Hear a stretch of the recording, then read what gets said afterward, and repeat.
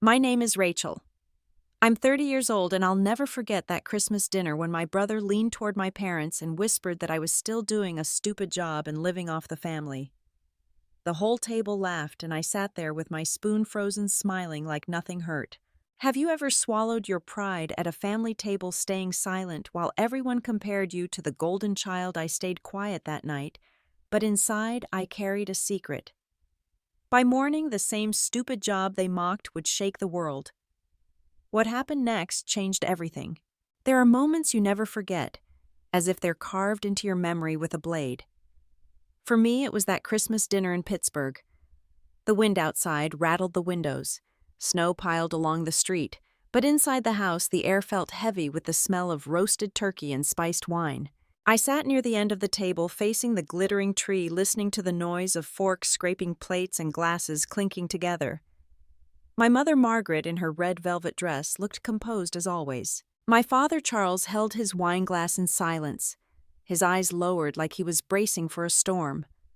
My brother Daniel sat tall, his gray tailored suit fitted perfectly, his wrist flashing with the new watch he had shown off more than once already. I wore a plain old sweater I'd bought years ago at MIT, the wool slightly frayed at the cuffs. The conversation swirled around Daniel. He laughed loud, telling stories of his banking deals, mergers worth billions, colleagues who looked up to him. Mother listened, smiling with pride, her gaze soft on him. I chewed slowly, pretending to focus on my soup, though every word pressed against my chest like a weight. Then Daniel leaned closer to my mother, his voice lowered but not enough to escape me. She's still doing that ridiculous job, and she's still depending on this family. My mother didn't even flinch. She nodded slightly, lips pursed. I know. My father took another sip of wine, his silence louder than words. My hands froze over the spoon. My throat tightened, but I forced myself to stay still. I didn't raise my eyes. I didn't let them see the darkness behind them. Instead, I lifted my spoon again, steadying the tremor in my fingers. I smiled faintly as if nothing had pierced me. Inside, two voices battled. One urged me to slam the spoon down, to shout that I wasn't living off anyone. The other whispered, "Stay quiet. Let them think I'm weak. Let them think I've failed. Tomorrow they will see. Tomorrow everything will shift." I looked around the table. The irony was sharp, the whole family hanging on Daniel's every word, while I, holding the secret that would change all of our lives, sat invisible. "Daniel, tell us about your new car," Mother said brightly, refilling his glass. His smile widened. "BMW. Brand new. A car like this isn't just for driving, it's so people know who you are." The table burst into laughter. I laughed with them, my lips curving though my insides felt like ice. Across the table, my father set down his glass quietly. For a fleeting second, his eyes met mine. There was no laughter in them, only a quiet, steady message: hold on. I gave him the smallest nod, my secret answer. Then came the twist. My younger cousin Emily, perched beside me, leaned forward with a curious look. Her voice, small but clear, cut through the noise. "Rachel, what's a stupid job Mom said you make?" "Smart shoes." The room roared. Daniel slapped his palm on the table, laughing until tears glistened in his eyes. "See? Even the kids think it's a joke." The laughter spread, shaking the table. I turned to Emily, meeting her innocent gaze. I smiled softly. "Yes, smart shoes. They help people walk better. Sounds silly, doesn't it?" My mother shook her head, poured herself another glass, saying nothing. I pressed the spoon into my palm hard enough that my nails left marks. Still I smiled. Let them laugh. Let them think I was the weak one. Because this ignorance, this blindness, was my shield. As chatter swelled again, I turned my eyes to the window. Snow was falling thicker, blanketing the quiet street outside. The light from the street lamp stretched across the glass, fractured by the frost. I breathed deeply, steadying myself. One more night. Just one more night. It was the choice I made to stay silent, to guard my secret until morning when the world would hear it from the headlines, not from me. I set my spoon down. I dabbed my lips with the napkin. Then slowly I lifted my head and gave the table a full, unbroken smile. Nobody noticed. They didn't need to, because I knew at that moment I had passed the first test. 2013. Pittsburgh winters have a way of slicing straight through your bones. That Christmas Eve, St. Paul's Church was glowing with lights' voices carrying Silent Night through the air. I sat with my family in the second pew, just behind my grandfather William. He had always been strong, a steelworker who'd carried the weight of a family on his shoulders. Yet in that moment as the hymn swelled, I saw him falter.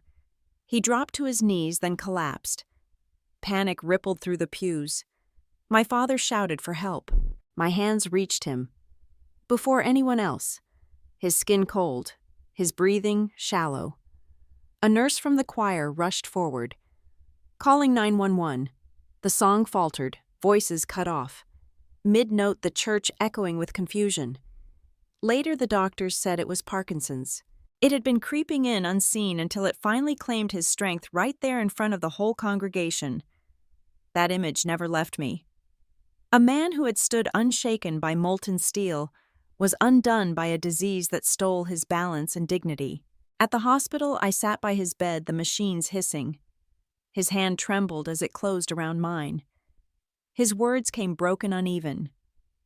"Rachel, do something, so others don't." I nodded, tears slipping down my cheeks. I promised him I would.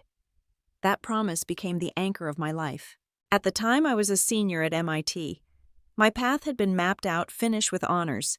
Take a job on Wall Street, maybe even land in the same circles Daniel bragged about. My mother would beam proud to have at least one child with a real career. But after that night, I couldn't follow the script anymore. I spent hours buried in research, devouring everything I could about Parkinson's and falls. One night in my dorm, I stared down at my beat-up sneakers. What if they could talk? What if a shoe could warn someone before a fall? It sounded absurd, the kind of half-baked dream professors laughed off. But it refused to leave me. I told my father. He didn't laugh. A few days later, he handed me a box. Inside was a second-hand electronics kit. "I don't know much about this stuff," he said, smiling sheepishly. "But maybe you can make something out of it." I started building in that tiny dorm room. Wires sprawled across my desk, sensors taped clumsily into shoe soles, my laptop humming late into the night. My roommate rolled her eyes and muttered about the smell of solder. One time, a fuse blew, filling the hall with smoke and sending the entire floor evacuating. I should have been embarrassed. Instead, I felt alive. Then came the phone call. "Rachel." My mother's voice snapped through the line. "You're about to graduate from MIT. You should be networking for Wall Street, not playing with wires." "I'm not playing," I said softly. "I'm building something that could help people. This is what I want to do." There was silence on the other end. Then a sharp sigh. "You're just like your father, always chasing dreams. But dreams don't pay the bills." The line went dead. I sat there with the soldering iron still warm in my hand. Tears blurred the circuit board. Her words cut deep, but when I closed my eyes, I saw my grandfather crumpling to the church floor. His voice echoed in my memory. "Do something." I couldn't walk away from that. Weeks passed. My desk became a battlefield of failed prototype sensors that gave gibberish wires that snapped. Every failure whispered that maybe she was right. But then came a night in January. I slipped on a pair of sneakers rigged with sensors plugged into my laptop. Numbers scrolled across the screen. Not nonsense this time. A pattern. A signal tied to the rhythm of my steps. I froze, watching the graph rise and fall with each movement. For the first time, the idea wasn't just a fantasy. It was data. Real, undeniable. My chest tightened, not with fear but exhilaration. I laughed out loud alone in that cramped dorm. It wasn't much, just jagged lines on a screen. But it was proof. People could call it foolish. They could sneer, as my mother had, that I was wasting potential. But in that moment, I knew I had found my path. Mini-climax came with the rush of seeing possibility transform into evidence. It was still fragile, still far from saving anyone, but it was alive. That night I lay awake, staring at the ceiling, the hum of my laptop still in the room. For the first time, I felt certain. Not of success, not of money, but of purpose. I didn't know then how many times I'd hear the same line again, dreams don't pay the bills. I didn't know how much harder it would get. But I did know this: I had taken the first step toward keeping my promise. And I also didn't realize that when I carried my strange prototype into a room full of investors for the very first time, the humiliation waiting for me would sting far worse than my mother's doubts. After graduation, I didn't choose the glass towers of Manhattan the way Daniel did. I chose a garage on the edge of Boston. It wasn't glamorous. The air carried the smell of oil and solder wires tangled across the floor, and a 3D printer buzzed endlessly in the corner. That garage became my office, my lab, and sometimes my home. Ethan Rivera was there with me. He was a young engineer I'd met at MIT, sharp and stubborn in the same way I was. He wiped sweat from his brow while fitting a sensor into a shoe sole. "You sure you want to stake your life on this?" he asked. I nodded without hesitation. If it saves even one life, it's worth it. We called it Stride Step. Smart shoes. Sensors tucked inside feeding data into an app that could pick up subtle changes in gait, the earliest warning signs of Parkinson's. On paper, it sounded almost too simple, but to us, it was everything. The truth was, ideas don't pay bills. To keep the lights on, we needed funding. I pored over pitch decks for weeks, filling slides with data charts, patient case studies, market projections. I believed that if just one investor listened with an open mind, they would see what we saw. Our first big meeting was with Victoria Hayes, a well-known venture capitalist in Cambridge. The moment we stepped into her office, I felt out of place. Polished marble floors reflected the light from expensive modern art on the walls. I wore a borrowed business dress from my roommate and heels that pinched my toes. I pitched with everything I had. I spoke about millions of Americans living with Parkinson's, the devastating cost of falls, and how Stride Step could save lives and billions in healthcare. My voice trembled not with doubt but with urgency. When I finished, Victoria leaned back in her chair. Her smile was thin, her eyes cold. "Smart shoes," she said. "This sounds like a toy you'd find at Walmart. Who's going to pay real money for that?" The words landed like a slap. Silence filled the room. I could hear my own pulse in my ears. "We've tested it." I pushed back my voice steadier than I felt. "A patient avoided a serious accident thanks to our prototype." Victoria's laugh was sharp. "One patient. You expect me to invest millions into something that's only helped one person? Come back when you have something substantial." She snapped her laptop shut, stood and nodded toward the door. We were dismissed. Walking out of that office, the cold Boston wind hit my face harder than her words had. Ethan didn't say a thing, but I could see it in his eyes. We both knew this was just the beginning of a long string of rejections. Not long after, the press came for us, too. A tech magazine ran a headline, "Stride Step Expensive Shoes for Dreamers." The article spread like wildfire. Twitter turned us into a punchline. Inside the garage, the blow cut deeper. Kevin, one of the engineers who had recently joined, tossed his keycard onto the table. "Sorry, Rachel," he muttered. "I need a real job. I can't waste time on shoes no one wants." I didn't stop him. I just watched him walk out the door, slamming behind him, leaving the garage colder than ever. That night, the silence pressed down heavily. I stared at the prototype on the bench wires sprawled across the surface. My mother's voice replayed in my head. Dreams don't pay the bills.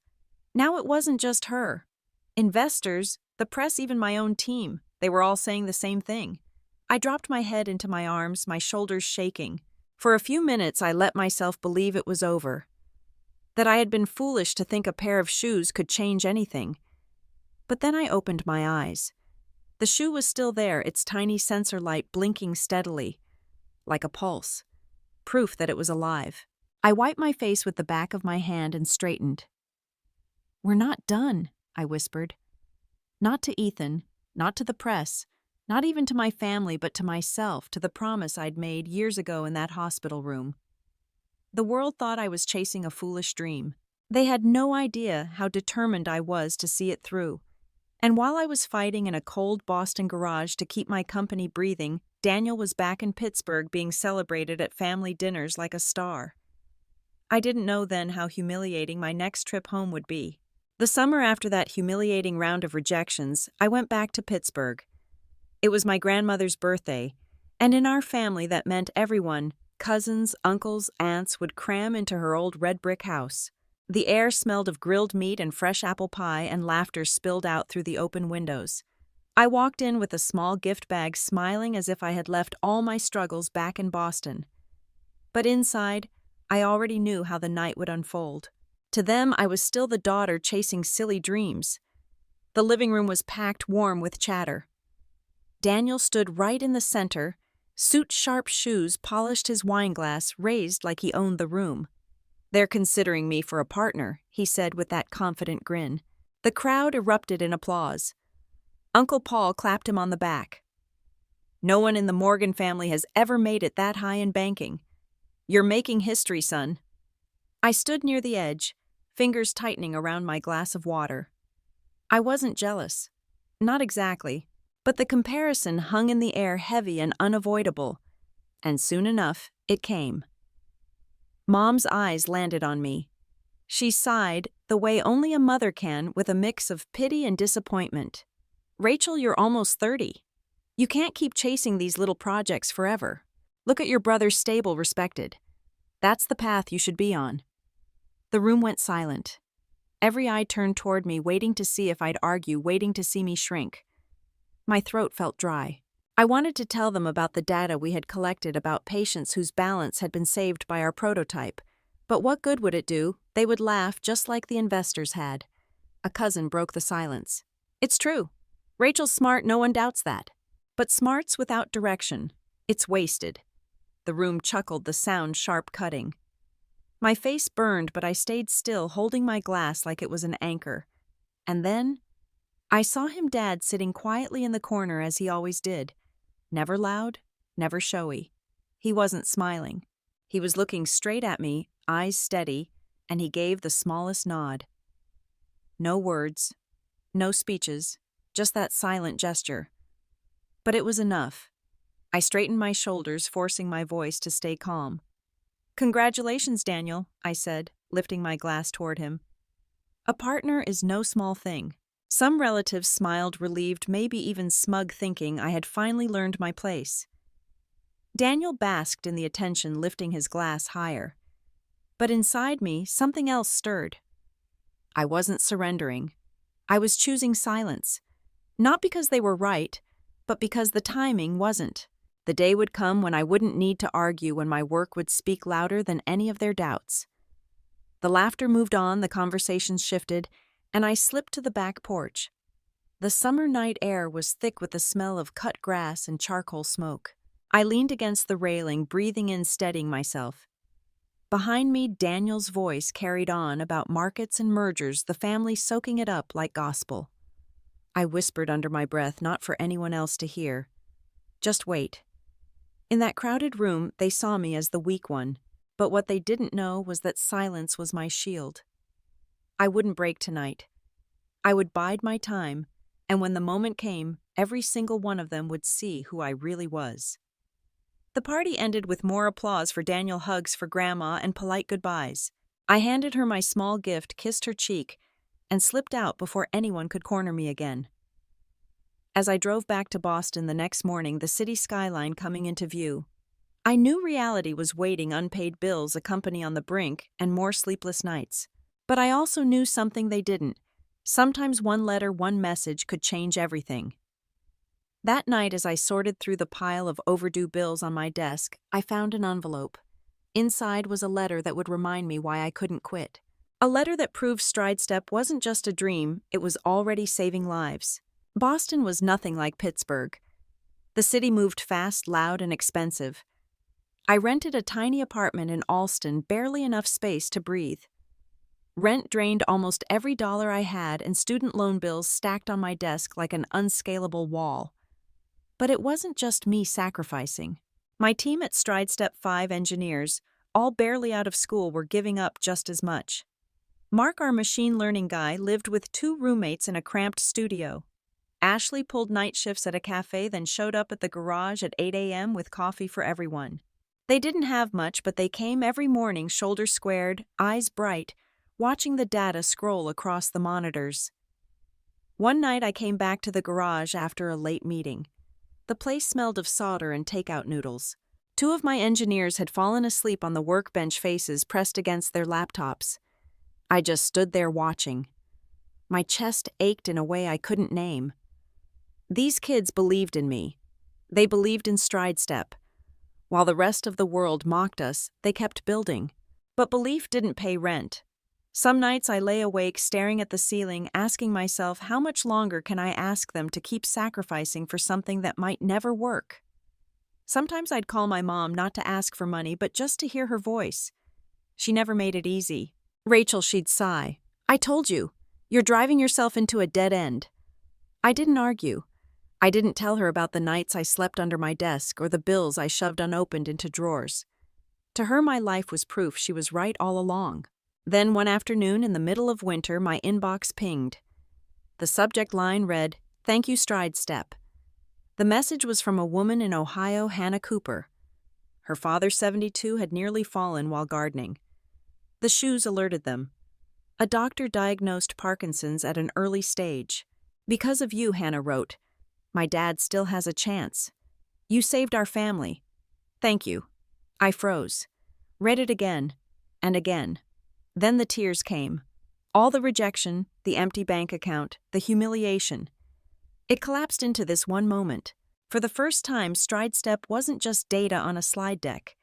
It was life. Real, tangible life. A father in Ohio would see another Christmas because of us.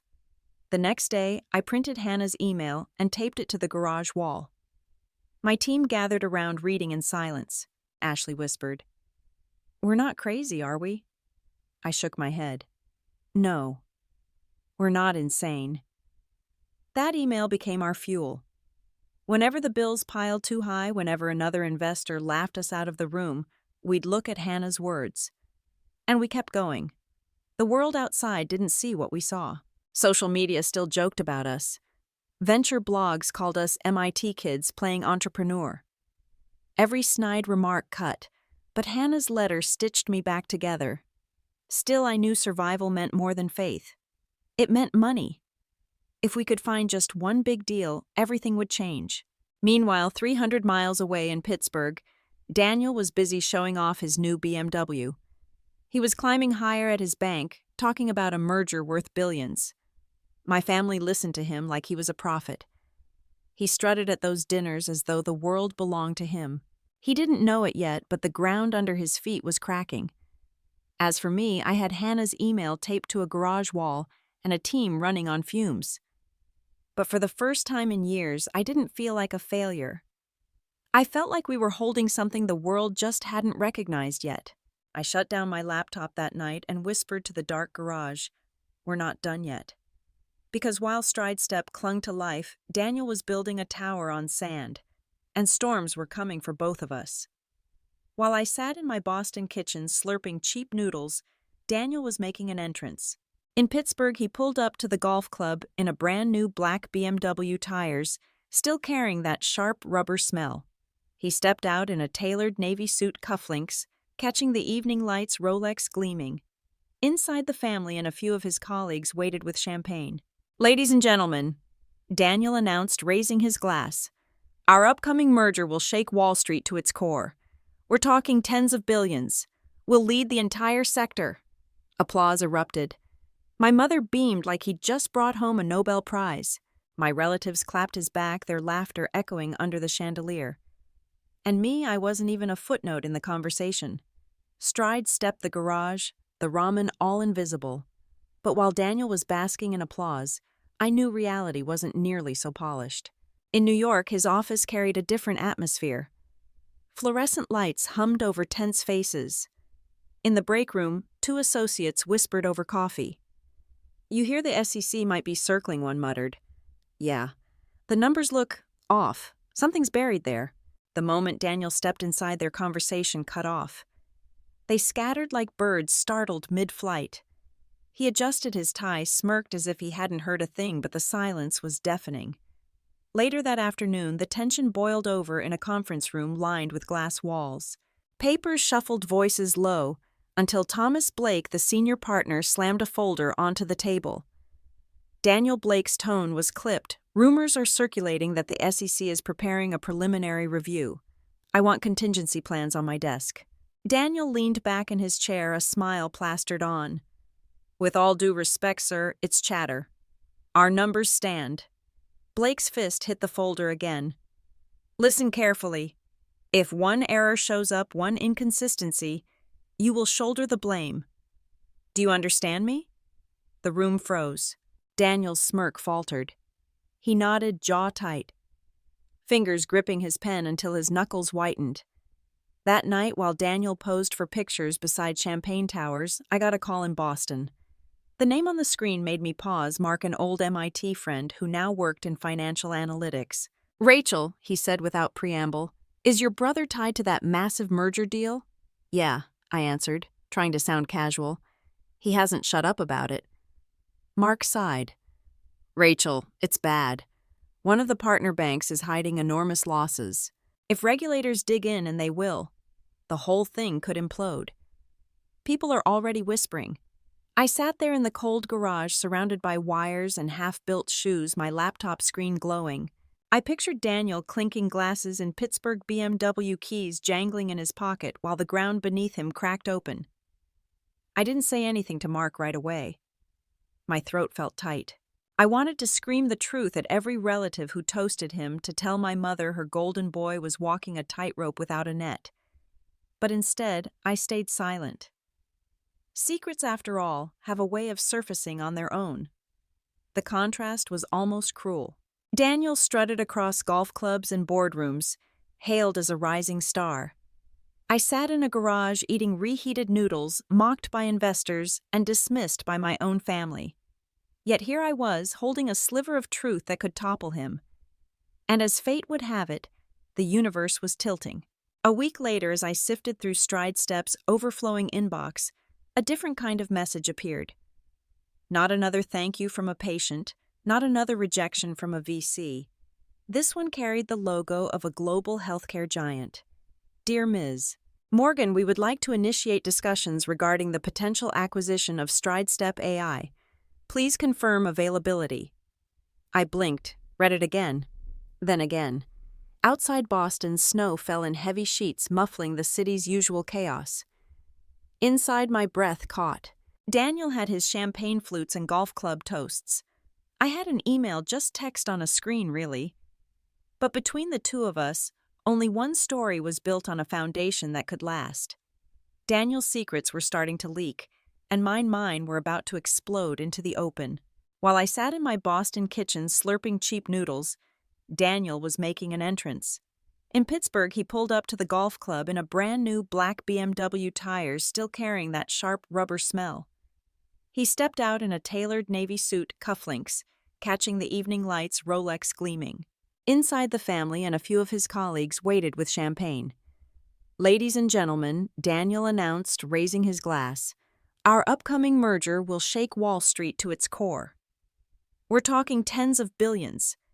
We'll lead the entire sector. Applause erupted. My mother beamed like he'd just brought home a Nobel Prize. My relatives clapped his back, their laughter echoing under the chandelier. And me, I wasn't even a footnote in the conversation. StrideStep the garage, the ramen all invisible. But while Daniel was basking in applause, I knew reality wasn't nearly so polished. In New York, his office carried a different atmosphere. Fluorescent lights hummed over tense faces. In the break room, two associates whispered over coffee. You hear the SEC might be circling, one muttered. Yeah. The numbers look off. Something's buried there. The moment Daniel stepped inside, their conversation cut off. They scattered like birds startled mid-flight. He adjusted his tie, smirked as if he hadn't heard a thing, but the silence was deafening. Later that afternoon, the tension boiled over in a conference room lined with glass walls. Papers shuffled, voices low, until Thomas Blake, the senior partner, slammed a folder onto the table. Daniel Blake's tone was clipped. Rumors are circulating that the SEC is preparing a preliminary review. I want contingency plans on my desk. Daniel leaned back in his chair, a smile plastered on. With all due respect, sir, It's just noise. Our numbers stand. Blake's fist hit the folder again. Listen carefully. If one error shows up, one inconsistency, you will shoulder the blame. Do you understand me? The room froze. Daniel's smirk faltered. He nodded, jaw-tight fingers gripping his pen until his knuckles whitened. That night, while Daniel posed for pictures beside champagne towers, I got a call in Boston. The name on the screen made me pause. Mark, an old MIT friend who now worked in financial analytics. Rachel, he said without preamble, is your brother tied to that massive merger deal? Yeah, I answered, trying to sound casual. He hasn't shut up about it. Mark sighed. Rachel, it's bad. One of the partner banks is hiding enormous losses. If regulators dig in, and they will, the whole thing could implode. People are already whispering. I sat there in the cold garage, surrounded by wires and half-built shoes, my laptop screen glowing. I pictured Daniel clinking glasses and Pittsburgh BMW keys jangling in his pocket, while the ground beneath him cracked open. I didn't say anything to Mark right away. My throat felt tight. I wanted to scream the truth at every relative who toasted him, to tell my mother her golden boy was walking a tightrope without a net. But instead, I stayed silent. Secrets, after all, have a way of surfacing on their own. The contrast was almost cruel. Daniel strutted across golf clubs and boardrooms, hailed as a rising star. I sat in a garage eating reheated noodles, mocked by investors and dismissed by my own family. Yet here I was, holding a sliver of truth that could topple him. And as fate would have it, the universe was tilting. A week later, as I sifted through StrideStep's overflowing inbox, a different kind of message appeared. Not another thank you from a patient, not another rejection from a VC.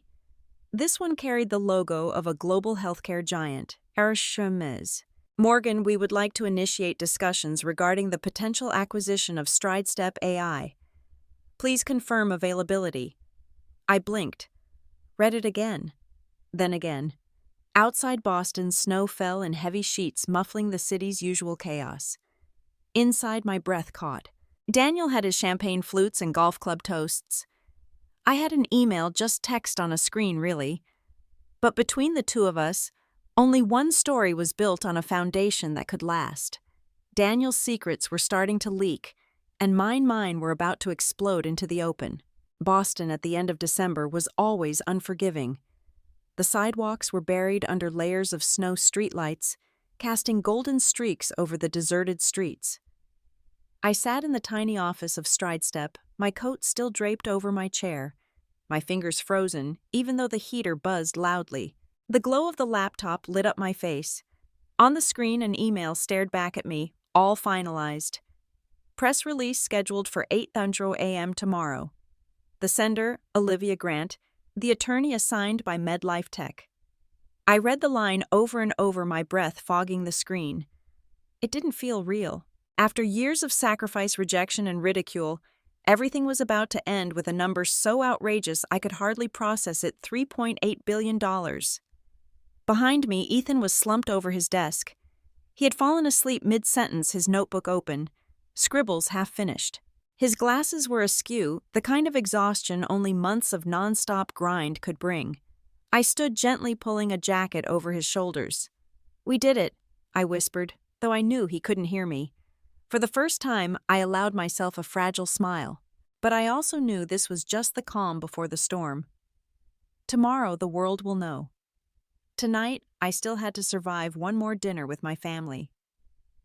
I packed my bag, got into my old Corolla, and drove the long road back to Pittsburgh. The car rattled over every bump on the highway, the check engine light glowing like a warning. Snow streaked sideways in the beams of my headlights. My chest felt tight. It wasn't joy. It was the weight of holding in a truth so big I thought it might crush me if I didn't let it out. At one gas station stop, I sat with my hands gripping the steering wheel, whispering to myself, just make it through tonight. Tomorrow, everything changes. By the time I pulled into my parents' driveway, it was close to midnight. The house glowed warm with holiday lights. Through the window, I could see Daniel's silhouette, his hands moving animatedly as he spoke, the sound of laughter spilling out when I opened the door. "Rachel, there you are," Mom called from the kitchen, her face lighting up, though not with pride. more like relief that I had at least made it home on time. She handed me an apron. "Help me with these dishes." The kitchen smelled of cinnamon and roast turkey. I rolled up my sleeves and joined her at the sink. Water splashed against the porcelain bubbles clinging to my hands. From the living room came Daniel's booming voice. "This merger is going to set records. We're talking tens of billions. I'll be one of the youngest partners in the firm." The room erupted in applause. Mom placed a plate into the drying rack and sighed. "Rachel, I just wish you could be more like your brother. Look at him, stable, successful, respected. He has a real career. You? I don't even know what you're doing anymore." Her words landed like stones in my chest. I gripped the towel tighter, twisting it until the fabric wrinkled. My phone buzzed in my pocket. I sneaked a glance. It was Olivia's email again, still bold in my inbox. "Everything is finalized."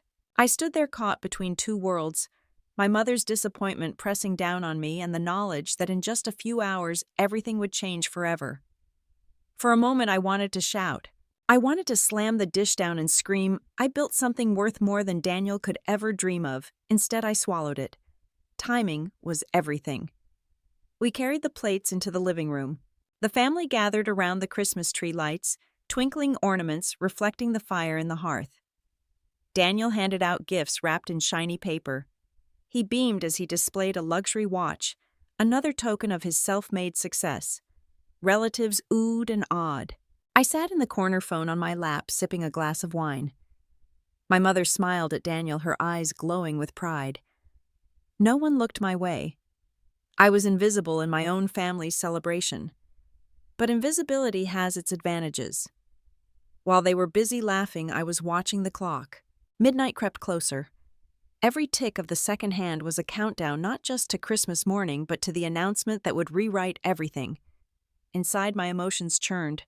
Frustration, anticipation, a strange kind of giddy fear. I thought of all the times I'd been told I was wasting my life.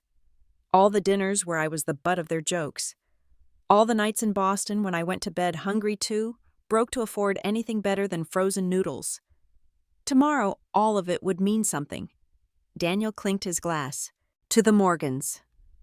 May we always rise higher and higher." Cheers erupted around him. I lifted my glass too, though my smile didn't reach my eyes. In my head, I whispered, "Enjoy it while you can, Daniel." After the presents were opened, people began to drift off to bed.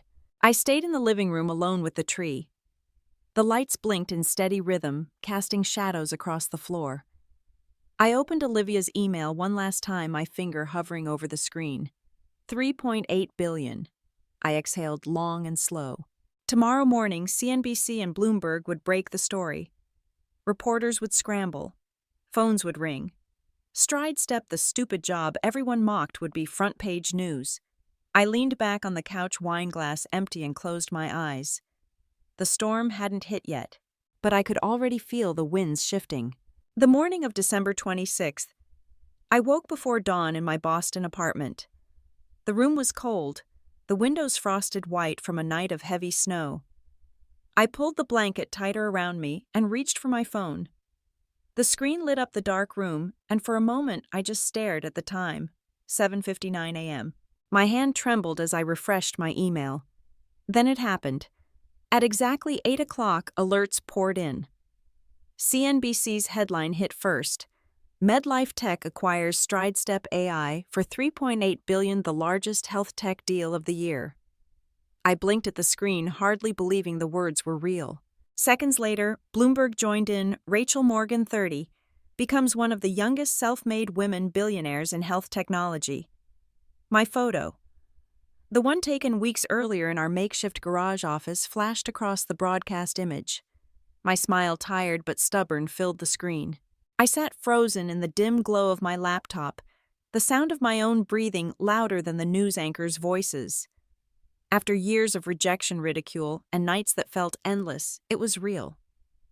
My phone vibrated so hard it almost slid off the table. Messages stacked one after another, but one name stood out. "My father. Proud of you. Always." I read the words twice, then a third time. Short, steady.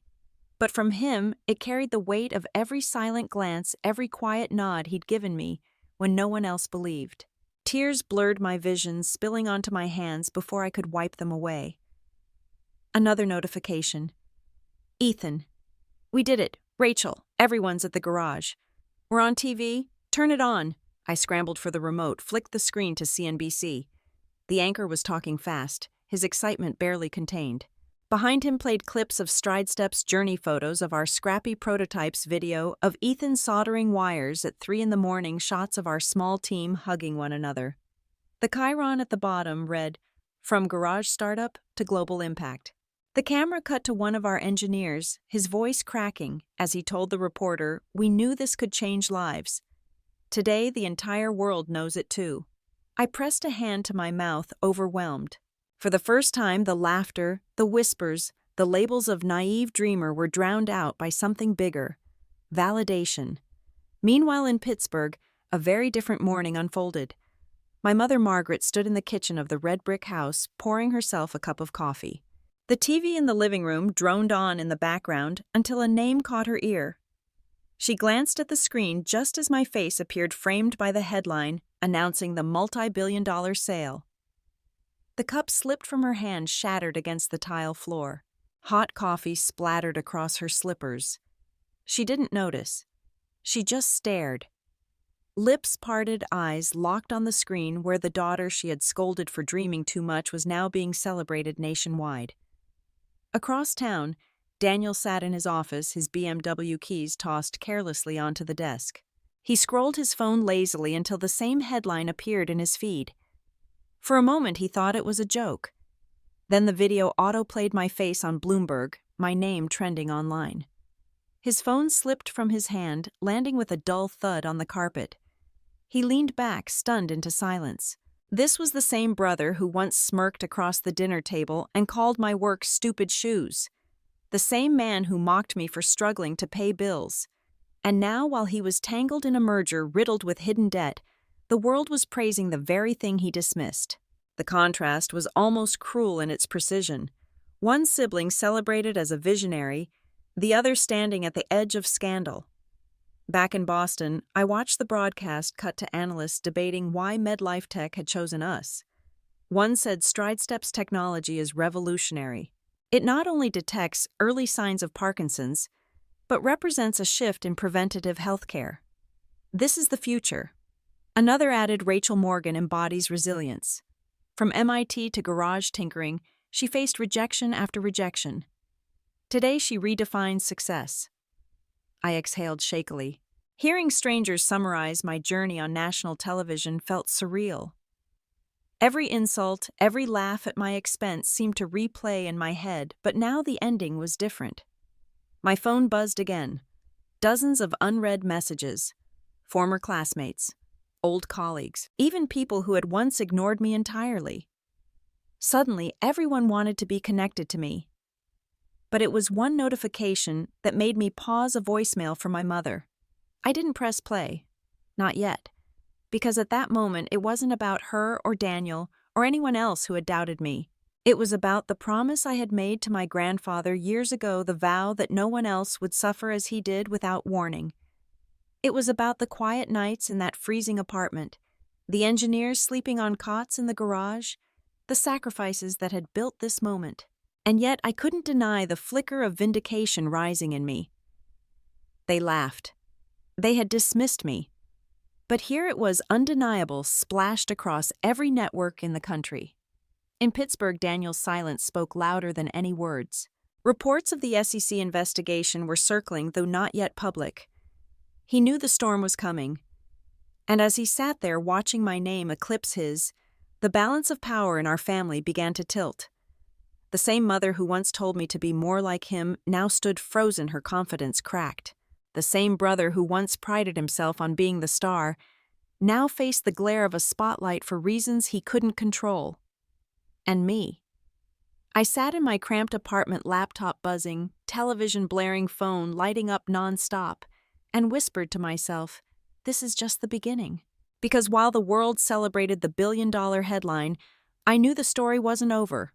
Not for me, and certainly not for Daniel. while my face was flashing across CNBC as the young woman who sold her company for billions in New York, the glass tower where Daniel worked was lit up for another reason. Not celebration, scandal. That afternoon, the SEC officially announced it was launching an investigation into the very merger Daniel had been bragging about for months. The story exploded on Reuters before lunch, merger tainted by bad debt. Morgan and Associates faces crisis. Within hours, the stock price of the bank tumbled 30%. The trading floor was a sea of red, numbers falling like stones, screens flashing warnings, traders shouting into phones, their voices rising with panic. I wasn't there in person, but I didn't need to be. I got the first call from an old colleague voice practically buzzing through the phone. "Rachel, did you see the news? They're calling it the failure of the century. Your brother's name is everywhere. Not in a good way." I clicked open the New York Times. The headline made me stop breathing for a second. From Wall Street's rising star to embarrassment, Daniel Morgan under fire. And there he was, my brother's photo plastered under the headline. The perfect smile is gone. Instead, his jaw clenched, sweat dripping down his temple. He looked smaller, shrunk by the weight of it all. Inside the bank's New York boardroom, the scene was even harsher. The long mahogany table, the line of directors in dark suits, the air heavy like a courtroom about to hand down a sentence. Thomas Blake, the CEO, stood tall at the head. He slammed his palm on the polished wood. "Daniel, you dragged this bank into the mud with your deal. The SEC is on our doorstep. Shareholders want blood. What do you have to say?"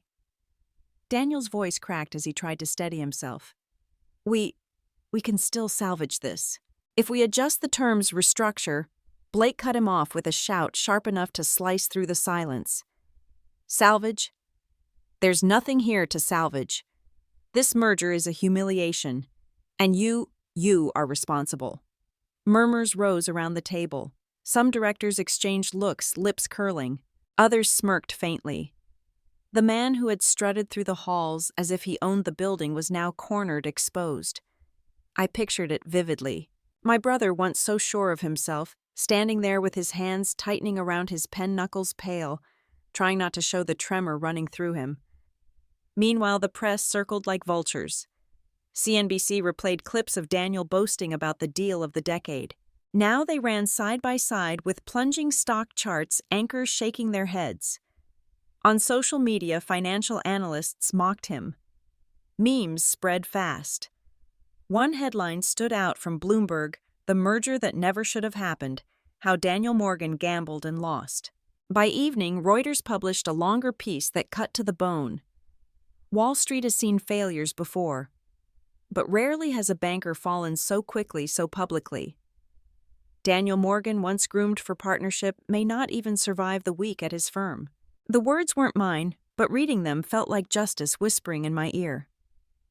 That night, while Stridestep's team celebrated quietly in our Boston garage with takeout pizza and champagne in paper cups, Daniel was summoned again by the board. I heard later how the meeting went.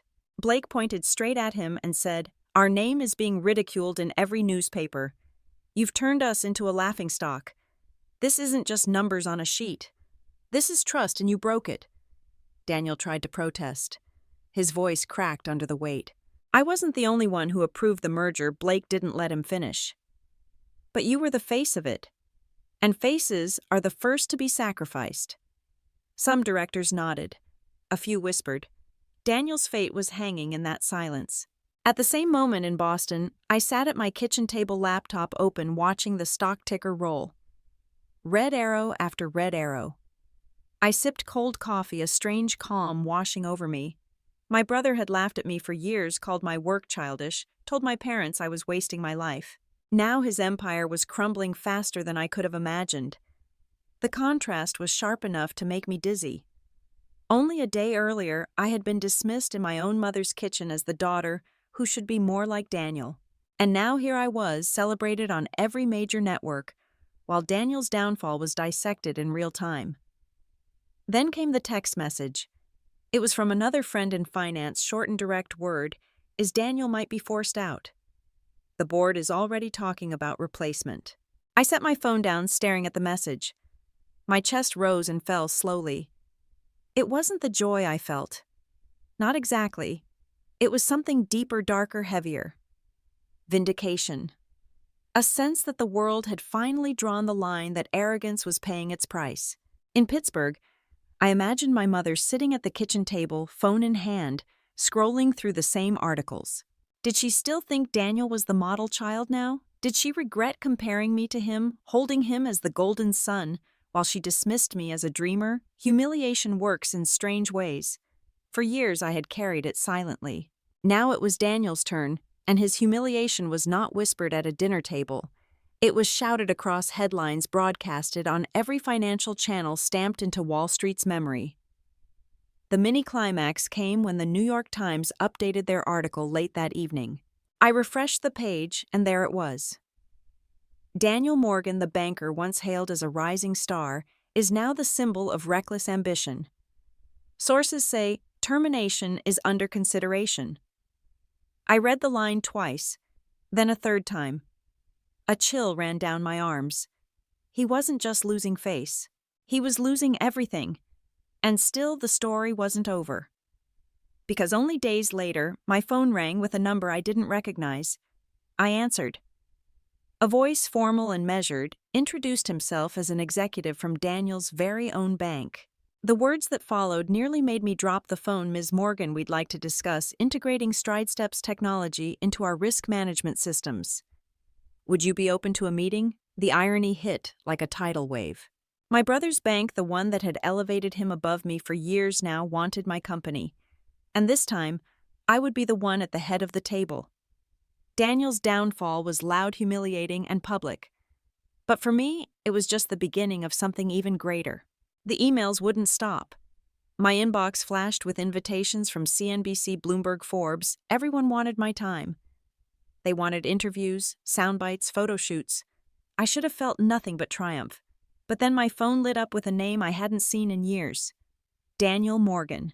For a moment, I just stared. My finger hovered over the screen.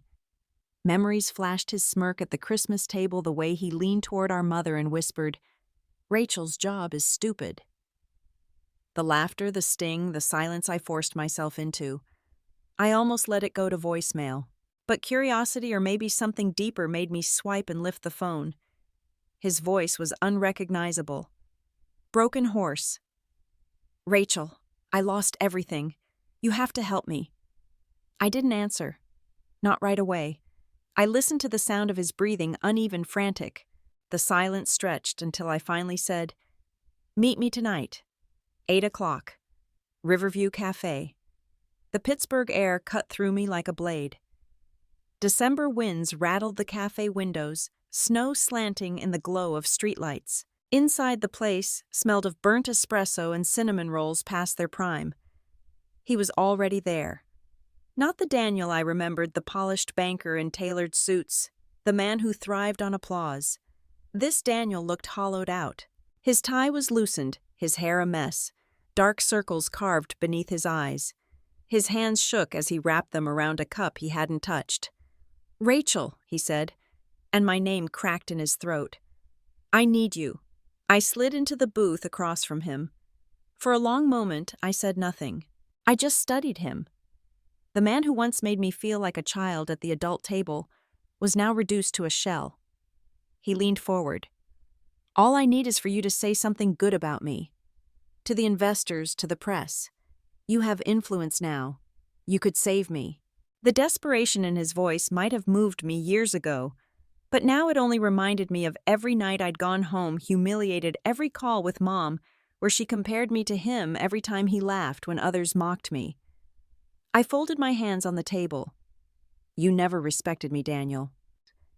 You never believed in my work. You called it stupid.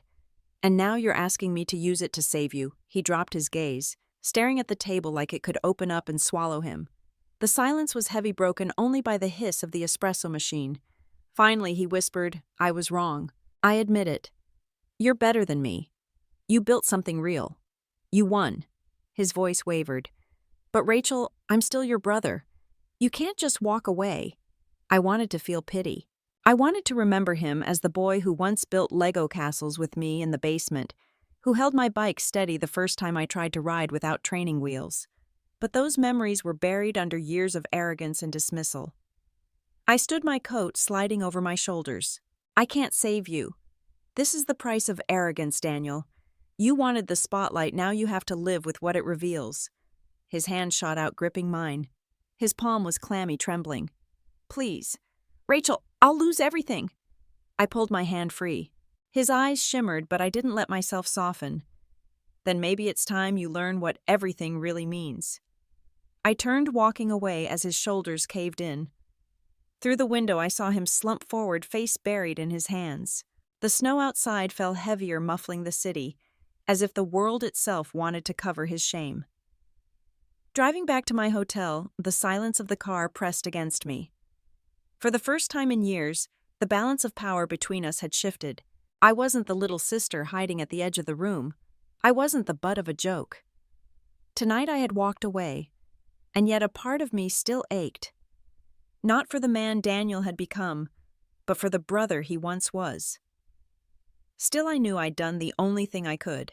Helping him now would mean erasing every lesson I'd fought to prove. 2 days later, the storm broke. I was in Boston again, sipping coffee in my office, when my phone buzzed nonstop. Push notifications filled the screen. SEC expands probe Morgan & Associates under fire. Collapse imminent, board prepares emergency talks. Daniel Morgan faces ouster. Then the headline that made me lean back in my chair stunned Google and MedLife Tech among buyers circling Morgan & Associates assets. The irony was too sharp to ignore. The very companies circling Daniel's downfall were the ones rising with me, and then one line buried in a Financial Times article stopped me cold. Sources confirm Rachel Morgan, founder of StrideStep AI, has been invited as an external advisor in the evaluation process. I put the cup down, my hands shaking. The email confirmation arrived minutes later. Formal, polite, but impossible to misread. They wanted me. Me, Rachel, the girl with the stupid job, the family embarrassment. Now I was being asked to sit at the table where my brother's empire was being carved apart. The irony wasn't lost on me. Years of humiliation, years of silence at family gatherings, years of enduring his smirk. And now the world was forcing him to sit across from me as an equal, or maybe even less. That night I sat by my window in Boston, watching snow drift under the streetlights. My phone buzzed again, another wave of congratulations from friends, colleagues, even strangers. But one message stood out. It was from Dad. Short, simple, but it pierced deeper than any headline. Rachel, you've earned everything. Don't look back. I closed my eyes, breathing slow. For once, I didn't feel like I was fighting for space or for respect or for a chance. I had it. And the next chapter wasn't about proving myself anymore. It was about facing Daniel not as the sister he mocked, but as the woman who now held the power he had squandered. I whispered into the quiet room, almost to myself. This isn't the end, Daniel. This is just where the tables finally turn. 1 week later, I walked through the revolving doors of the Manhattan headquarters of Morgan & Associates. The lobby gleamed with marble floors and brass railings, but I hardly noticed. In my hand was a folder stamped with the MedLife Tech logo. This time, I wasn't a guest. I wasn't the forgotten daughter at the family table. I was the official lead evaluator brought in to assess the very assets my brother once bragged about owning. The glass-walled conference room stretched the length of the floor. A long table sat at the center. 20 executives in dark suits lined up in their seats. The air buzzed with tension, low murmurs bouncing against the polished glass. Above us, white lights shone down like spotlights on a stage. At the far end of the table, I saw him. Daniel. His once perfect hair was unkempt, his skin pale, the dark circles under his eyes telling a story of sleepless nights. His tie was pulled too tight, his jaw clenched. For the first time, my brother didn't look untouchable. He looked cornered. Ladies and gentlemen. The chair of the board began, his voice formal. This is Rachel Morgan, head of the evaluation team from MedLife Tech. A ripple of acknowledgement spread around the table. Heads nodded. Pens were set down. For a brief second, all eyes landed on me.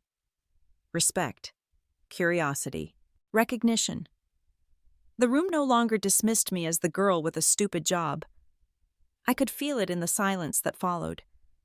Daniel, however, kept his gaze fixed on the table, refusing to meet mine. I placed my folder on the table, flipped it open, and spoke clearly. In your financial report, you list positive cash flow from affiliated entities $200 million. I paused, then tapped the page.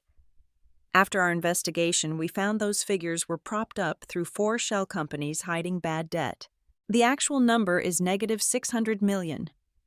The room gasped. The chairs shifted. One executive muttered under his breath. I clicked the remote, and the screen behind me lit up red numbers flashing across the slide. Daniel's head jerked up.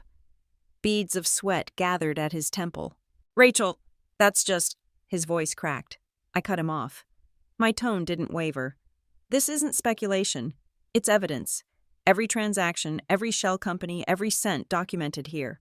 I advanced the slides one by one, each revealing layers of hidden debt, fake revenue, and misleading transfers. The silence in the room grew heavier with every click. A board member leaned forward, brows furrowed. "Daniel, do you have an explanation for this?" My brother swallowed hard. His hands trembled as he reached for his glass of water. He tried to muster composure, but his words betrayed him. We can renegotiate terms. We can adjust the filings." I didn't look away. My voice sliced through the air. No, these numbers were falsified deliberately. And Daniel knew. He knew the truth long before the SEC started circling. The weight of the moment pressed down. For years I had endured his smirks, his laughter, his whispered insults at the dinner table. And now in the heart of his empire, I was the one holding the truth in my hands. Daniel's mask cracked. His voice broke as he whispered, almost pleading, "Rachel, please." The room froze. Every pair of eyes turned to me. For a long second, the air held steady.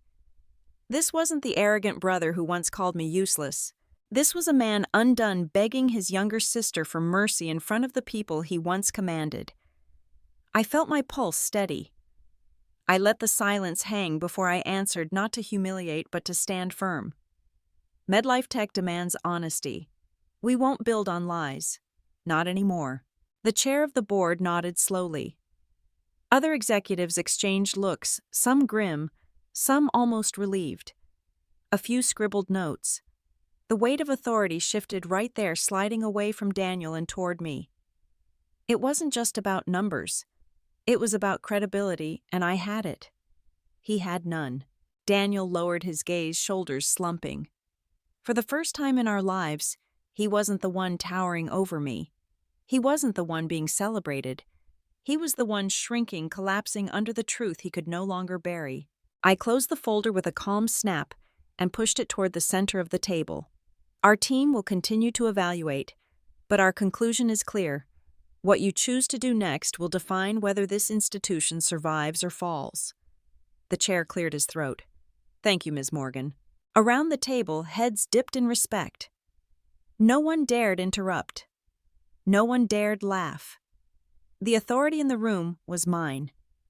Daniel sat frozen, staring down at the polished table surface, his reflection blurred by sweat and shame.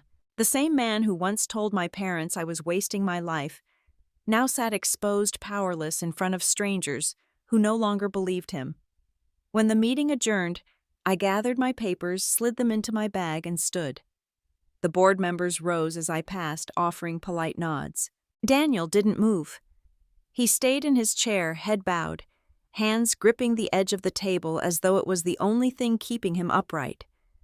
I stepped out into the crisp air of Manhattan's financial district. The glass towers loomed above sunlight, bouncing off their sharp edges. For the first time, I felt taller than them all. My phone buzzed in my pocket, another reporter requesting an interview. CNBC, Bloomberg, even the Wall Street Journal. They wanted my voice, my story. I paused on the steps outside the bank, watching people rush past with briefcases and coffee cups. Just a week earlier, Daniel was the name that commanded this city's attention. Today it was mine. And not because of hollow deals or polished cars, but because I had built something real. Something that mattered. The reversal was complete. In that boardroom, I hadn't just defended my company. I had dismantled the illusion my brother had lived behind. I had taken back the power he stole from me all those years at the family table. And as I stood there in the winter air, one thought ran clear in my mind: this wasn't revenge. It was justice. 8 months later, I found myself standing on the balcony of my new home in Santa Barbara. The ocean stretched endlessly in front of me, waves rolling in steady rhythm against the shore. The California sun bathed everything in warmth, so different from the biting winter nights I once endured in that crumbling Boston apartment. For a long while, I just stood there breathing in the salt air, letting it wash over me like proof that I had survived, that I had arrived somewhere I once thought impossible. Inside the house, the walls of the living room were lined with frames. Not art, not certificates, but letters. Each letter was a thank you from families across the country. Patients who had been spared falls parents, who caught a diagnosis early, grandparents who could walk without fear again. One frame held a note from a mother in Florida who wrote, "Your shoes gave my son his freedom back." Another came from a retired teacher in Wisconsin who said he could still garden every morning because of Stride Step. I ran my hand along the frames as if to remind myself this was the true wealth, the legacy no stock price could measure. That afternoon, my parents arrived for their first visit. I waited nervously at the door, unsure what it would feel like to welcome them into a life they had once doubted. My mother stepped inside first. Margaret's eyes scanned the high ceilings, the ocean view beyond the glass doors, then landed on the wall of letters. She walked closer, touched one of the frames gently, and then turned back to me. Her eyes filled with tears.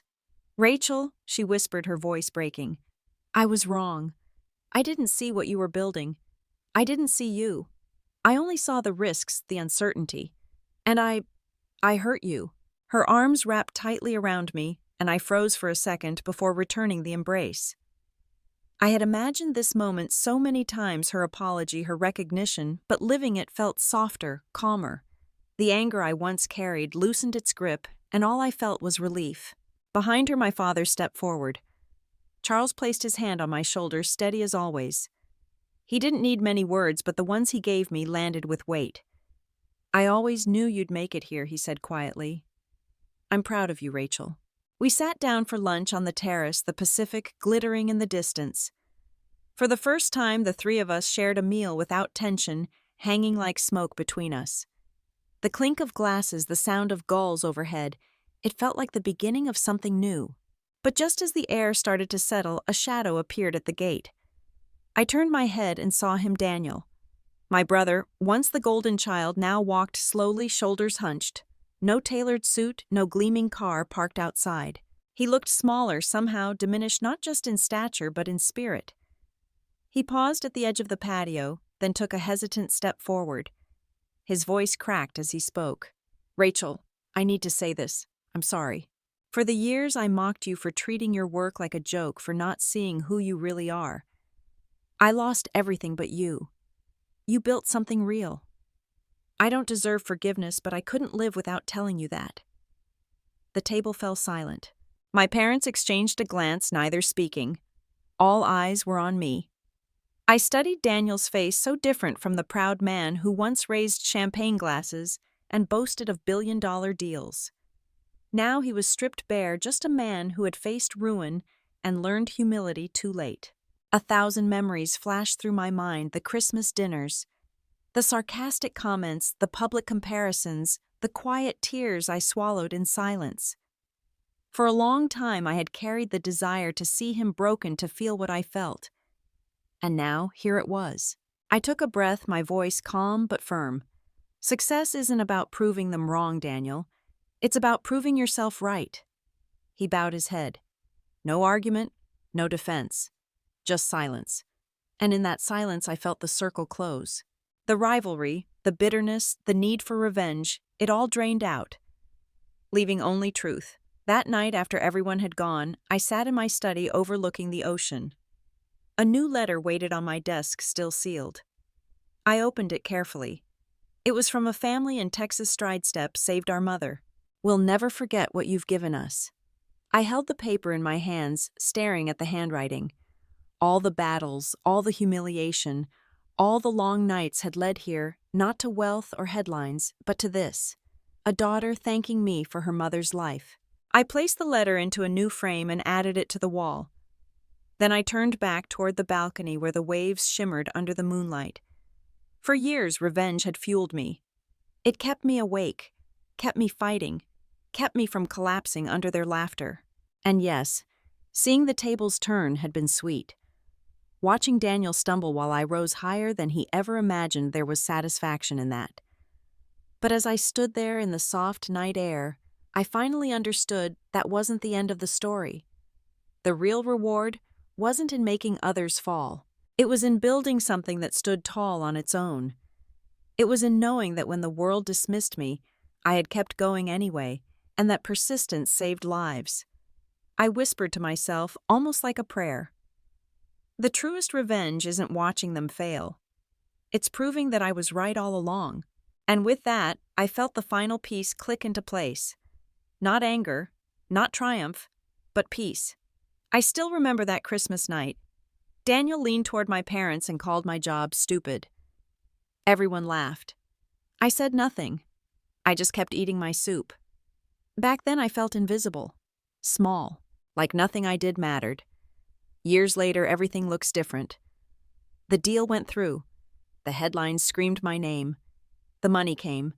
The house in Santa Barbara stands on a cliff where the sun sets gold over the ocean. But you know what I treasure most?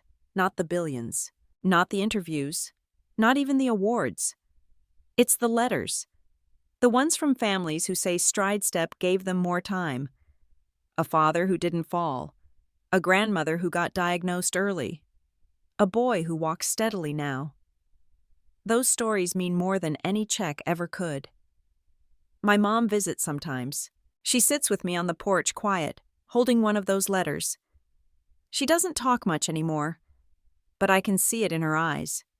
The regret, the pride, the love. My dad just smiles. I knew you'd get here, he says, and that's enough. And Daniel, he's not the man in the shiny car anymore.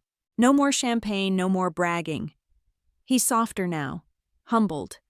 He once told me, Rachel, your success saved me from myself. I didn't answer. Some words don't need a reply. So what does revenge feel like?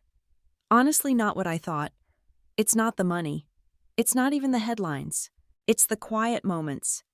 It's looking around and knowing the thing they mocked me for is the very thing changing lives. To every woman who's ever been dismissed. To every daughter who's been told she's wasting her time.